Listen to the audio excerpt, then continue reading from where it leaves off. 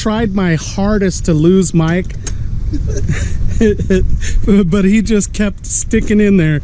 I think Sober was giving him directions. Oh, the day I break these chains, I'm bound for the life of the simple things.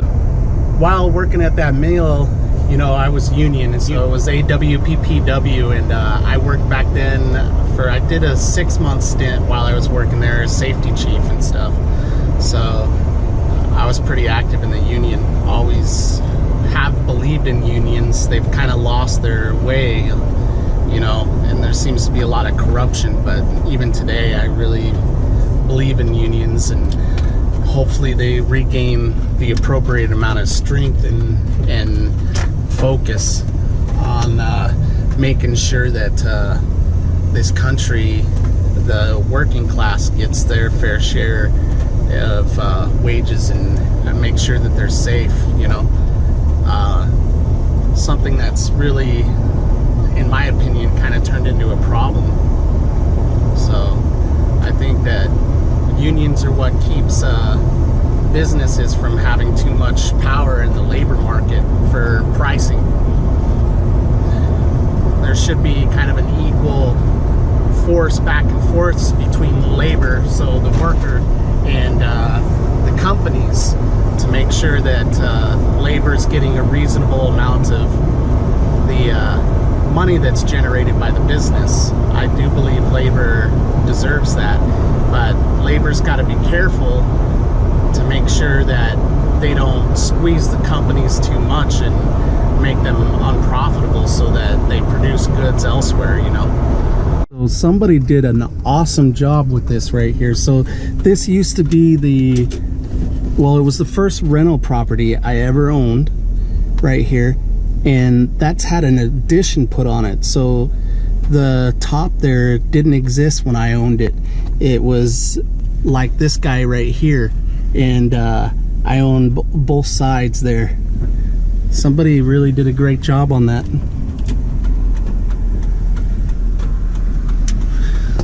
He's got himself 6 units now instead of 4 too.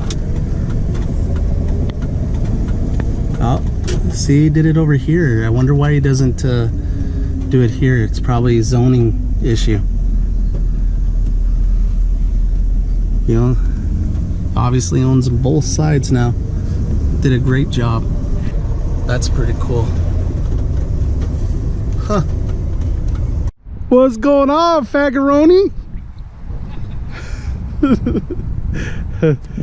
Got Mike's truck camper over here. It's the first time I've ever seen it. Yeah. Whoa, whoa. Woo woo. Truck looks decent too, man. Oh, I recognize you. Oh, hey, Silver. Silver girl recognizes me. Yeah, you love me, huh, Silver? Oh, Silver knows who I am. Silver loves me. Did you see that? Yeah, she does. She loves me, huh, Silver? Oh, Yeah. you're so excited, huh, Silver? Yeah, Silver. Dee dum dum. I love Silver. Silver's such a good doggy. I know. She's You're incredible. such a good dog. Yeah, you are, Silver. Are you happy to see me? It's been a long time, huh? Since what, Minnesota? Or no, I saw you in Kentucky after that. Yeah, we met up in Kentucky. No, Florida. Florida. Ocala. Oh yeah. Ocala was That was the last. after that? Okay. Yeah. Yeah, dude. Since And then Florida. we've been missing each other like 500 miles this way or 500 miles that way. Yeah, and Last night I got to hang out with my buddy from college, Mario, and I really enjoyed getting to hang out with him. We chatted it up a little bit, just got something to eat. He had to crash early because he's been running on a sleep deprivation with the holiday and everything. So today I'm gonna be heading on over to Fort Vancouver, which is a really cool place. It's a historical site. Vancouver, Washington here was actually the original Vancouver, and when there was a treaty signed for the British to move up to and out of the basically the Louisiana Purchase and the Oregon territories here, and they moved up and created what is Vancouver, British Columbia now. So this was actually the original one, and they have reconstructed the fort from that time. And I used to volunteer over there doing reenactments. So I want to go over there and see if they've come any further with what they were doing. It wasn't really quite finished when I was there, and I wonder if they did anything with the grounds that was actually Vancouver's first neighborhood that was just outside of the fort, the little town that was there. So let's go and check it out. Okay, so now we're coming into the historical area over here, and these homes are all off. This is known as Officers Row, and a army base was basically set up here in the 1800s, and so these here are the officers' houses. Here's a historical site. When you come down here, you park in the parking lot in front of the visitor center here, and then it's a short little hike down here to the fort. The fort's all the way back up there across the road there. Somebody's got a little Westphalia here. Here are the barracks for Fort Vancouver. Chow Hall and stuff over here. And then there's the Hudson Bay Trading Post right there. It was the biggest one, served all the way out to China, to Europe, trading with the native folks and those that made life here. Welcome to Fort Vancouver. Old image of it. There's a whole bunch of fossils found here. I remember back in the day, actually, like almost a ton of metal had been found in the water well. So when the British left, they obviously weren't too keen on having to leave, and they didn't want to leave any of the metal products that they had here, and they didn't want to carry it all, so they dumped it all down the well because they didn't want the states to have it. So English garden out here, huh? Yeah, they haven't done anything with the area over here that's where like the towns type people lived in little 1- and 2-bedroom cabins. When I was here volunteering out over here, they were doing a lot of archaeological digging, but they obviously didn't do anything with it. Now this isn't like original or anything. It was all reconstructed. It was reconstructed from some of the old foundations, but none of the structures were here when they started on this. No new structures that I see from when I was here before. I used to volunteer in the blacksmith shop where I, reenacted some things in there, but I never really I didn't do it for a long time. You can go and actually learn to be a blacksmith there. That's like one of the draws to it and everything, and that was fun. I never really got past the making the nails in the rod, punching the holes through the metal rods and stuff. I'm gonna go try to join the end of this tour here.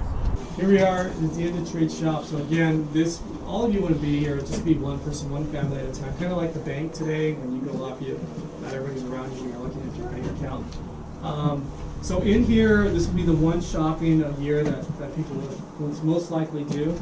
And in here, you see all the goods that came from all over the world. You got goods from Europe, England, you got spillware, you have tools, you have soap, you have clothing, you have beads that you see here. Those come from Murano, Italy. It's actually still known for the glass. And you had above you carrots. These are tobacco carrots filled with a bunch of this. This is what came from Brazil. And so you could buy that here. You could buy moccasins, guns, clothing. You also got goods from fabrics from Scotland, India, And then also right here, you have the Hudson's Bay blankets. So, and you could do that, you could trade all the stuff for things that you have in your surroundings, you know. And so in here, there's the thing they went by, went by one made beaver, the dried beaver. That was the standard, and that was what everything was based on. So if you had one made beaver, you could buy, you could buy a 2.5 point blanket. So this blanket's right here, they can go by points, so each line's a point, and a half is the line's half as big as a half a point. But for one beaver, made beaver, you can get one of these blankets. You can also trade for 2 powder horns. If you had 4 beaver, you could get one of these muskets we have above us. Again, showing the peaceful relations they had with the people around them, the Native Americans. They actually encouraged their staff to marry Native Americans, and the chief factor was married to somebody who was also Native as well. If you had one made beaver, you could buy 40 loads of gunshots. Right? You can also buy 4 knives and these pipes here. You can buy several dozens of these pipes with one of them. And this is actually what they find the most, the archaeologists, because your saliva will collapse this, so you break it off and throw it, and hence the first cigarette butt. Right? They're everywhere. So you could buy these bells for the ladies, and even a fancier horn. The HBC hatchet, you could buy that here as well. And this is a kind of a neat one. You could get this too, and that is a fire starting kit. Do you see that? You guys are. Oh yeah, we are. Yeah. Magnifying glass, and you could, but being in the Pacific Northwest, we don't get a lot of sunshine, so it also comes with this, and so you also got your and still, and so with that, you can have your sparks that start your fire. Cannons too. That's a status symbol. That's all it is. It's kind of like if you're ever come to my house and see 2 Lamborghinis in the front yard, right? But that's essentially what that is. Those guns were never functional. Those vans were sealed. And it was, again, just a status symbol. You're part of this company. You want to be a part of the company. You either by buying things, and I guess that's marketing, right? And that's kind of what we do today. People wear big Nike signs, even though they have nothing to do with them personally, but they identify with the product. Well, I sort of caught the tour at the very end. Too bad I wouldn't have snuck in just a little bit sooner. Where well was, and literally when they were excavating this site, they pulled a little over 2 tons of metal out of that well, so that the Americans here wouldn't get it. Then in here is the bakery. They had just started constructing this. It wasn't completely finished. Inside here, when I used to volunteer here, the building was up. They had some stuff in here, but not everything. This was where I volunteered at. Here's the blacksmith shop. I was wondering if it was going to be closed because I saw some of the gentlemen that do the blacksmith reenactments they were leaving when I came in, so this is where I volunteered at. So I think I did it for like 6 months or something, or 4 or 5 months. I think it was closer to 6. I can't remember exactly. It was fun while I was doing it. Get out there, connect with people, live your big story, and make sure you do something every single day to reduce world suck. Peace, guys. It's been a long day without you, my friend, and I'll tell you all about it when I see you again. We come a long